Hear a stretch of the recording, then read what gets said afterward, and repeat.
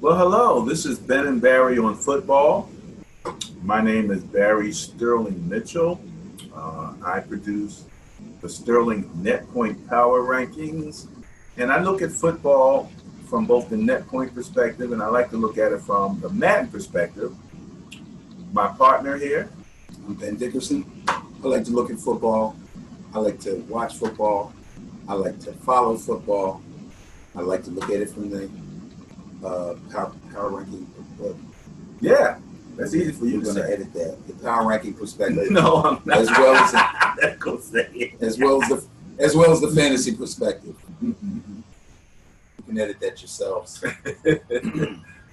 However, this is the top five show where we're going to look at the top five in net points, points for, which is points scored, points against, which is points given up by the teams. We're looking at all of this on a team perspective and on turnover differential, all again from a team perspective. And we had a really interesting past week of football. Some changes in the top five, some new teams have moved up, even in the turnover differential, interestingly enough. So let's get ready to get started, where we're going to share with you the information as it's seen on the social media page for Sterling Net Point Power Rankings on Facebook. And if you're in Facebook, just go to @SterlingNPPR and you'll be able to find the page for the Sterling Net Point Power Ranking. We normally do the top five, but we're showing you the top 10, especially to give you some idea of the difference between those top five teams and as it begins to move down toward the lower end of the top third. And we're really not even showing you the lower end of the 32 teams, that bottom half. But one of the things you'll find out from following the Sterling Net Point Power Rankings is that any time half of the league is in the negative. So right now we're showing you all the top 10 positive, and we'll focus on those top five. So let's go very quickly, Ben. 10, 9, 8, 7, 6. We have Seattle at 27 net points, Houston at 32 net points, New England at 44 net points. So they still haven't gotten into the top five yet. Normally New England finds its way up to the top five by the end of the season. Last year they finished up first and second with the Eagles going into the Super Bowl, or the end of the regular season, I should say. Baltimore, strange team, which we're going to talk about in the matchup show. They might be starting with Lamar Jackson, their quarterback. It's a possibility. And the LA Chargers round up to number 6 with 54 net points, very close to Baltimore, again ahead of New England, Houston, and Seattle. What do you think about your 6 through 10? Well, right now I'll tell you 6 through 10, starting with 10. Seattle's kind of hanging around. They're still, I know that's your sleeper team, they still have an opportunity to do something. Houston is on the rise. New England is on the downturn. Baltimore is on the downturn. And the Chargers are on the rise. So that tells you what's going on 6 to 10. Watch out for the Chargers, Houston, Seattle. Those other two teams, they're looking shaky right now. Well, the shakiest part of the Patriots is when they think they need to run trick plays to Tom Brady. And then when they start doing that, that's when you start to question, what are you guys thinking? You guys are the fundamental sound football team of the NFL, the team that we expect with Tom Brady, that you can drop back and get what you need and not have him out there risking Tom Brady at, how old is he? 45 or whatever age he is in his 40s, risking. That didn't lose the game, though. Well, it didn't help. And then the put injury on top of it. A lot more than that to help. Well, but add injury to it, then you had the Titans come back and run the same play and look way better. This is how it looks when you have a quarterback that has some athletic capability. Number 5, however, I think this is their entry into the top 5. Yeah, I think they were sitting at 6 last week, so here they go. They moved up. Pittsburgh Steelers at 70. The team that was in all 4 categories last week. But is no longer. Chicago Bears with 94. the team that everybody really thinks, I think, is they think these guys have the Super Bowl magic. They just might. Mm-hmm. You have the New Orleans Saints at 98. You have your LA Rams coming in now at second. They had been in first place for most of the season. They just got upended for number one. And they were up there with 104. And the powerhouse scoring team of the league, the Kansas City Chiefs, with 113 net points. And I remind you, net points is the differential between points scored and points given up. Let me mention, if you don't mind, Benny, real quick, as we talked about the top five, there's only one of those teams that is in the top five in terms of defense, and that is, talk about them in a minute, but the other four, the Pittsburgh Steelers are 12th. They've given up 209 points. The Rams are at 17. They've given up 231. The Saints are at 18, giving up 232. And Kansas City sits on defense at 22nd with 240 points. So that's some powerful scoring when you're 22nd on defense and number one in net points. You put some points up to really offset what you're giving up there. So, right. The question is, live by the sword, die by the sword? Absolutely. You know, when things get tight, can you maintain that? Are you going to be able to, you know, that defense will. Somebody's defense has to rise to the level. And we'll get a preview of that this week when we get to the matchup section. Yes. Well, let's go on over and see what who's doing all the scoring around here. It's a lot of points. A lot of points being put up historically. A lot of points from what I understand. 10-9-8-7-6. We have your LA Chargers at 10. Carolina Panthers at 1 point above 240 at 241. And the Atlanta Falcons, they can't score. They can do anything at 244.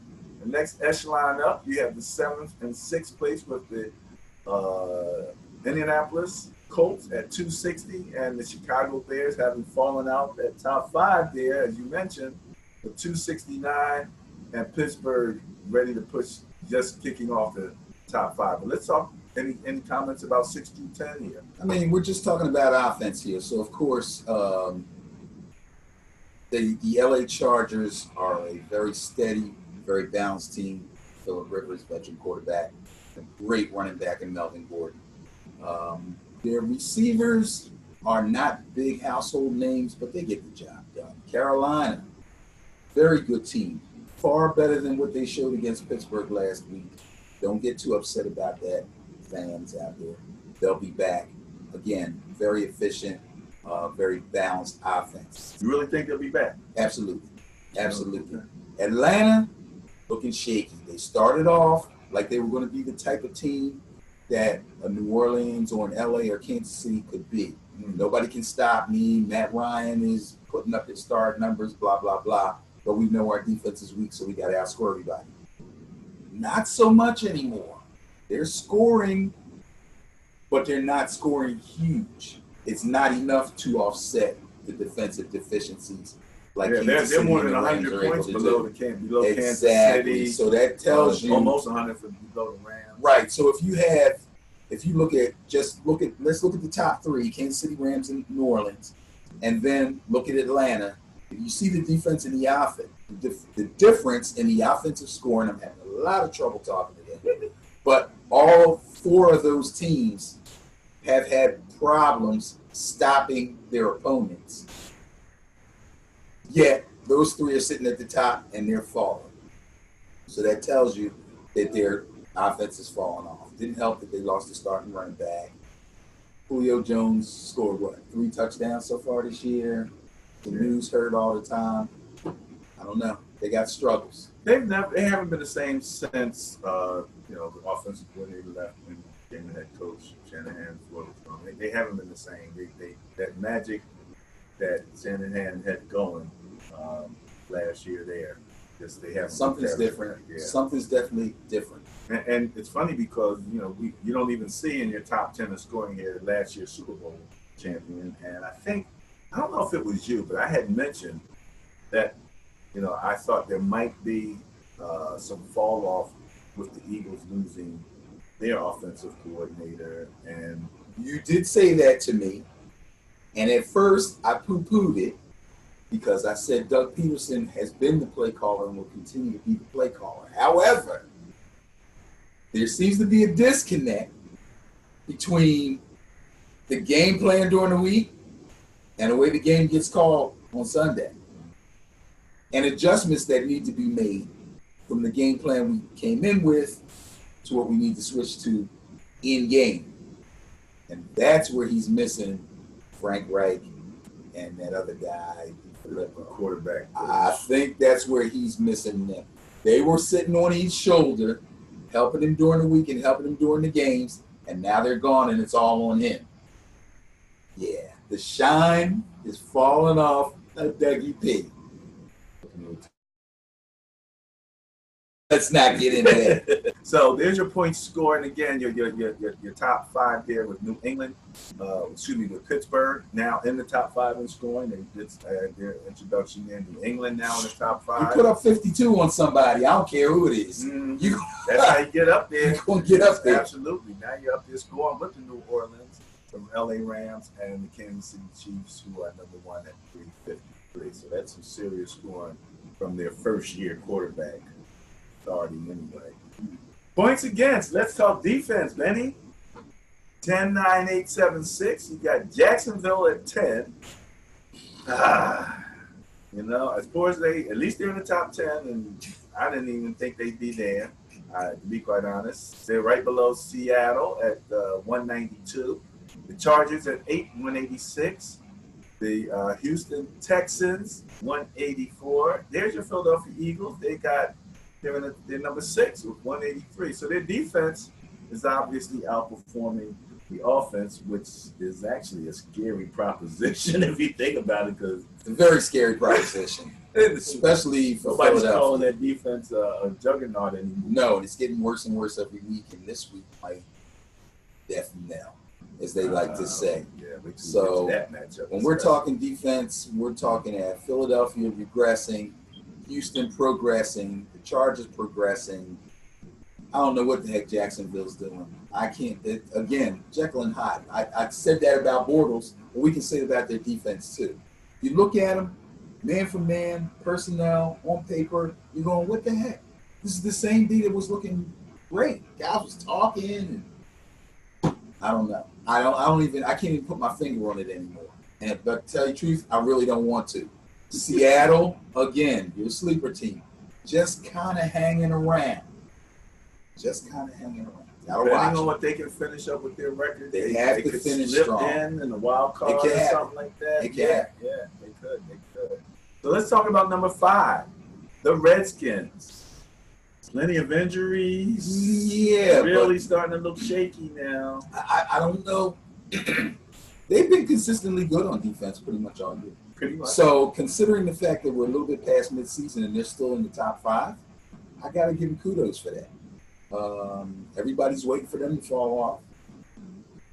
But somehow, and I think as we go along, we might find out the turnovers have something to do with that.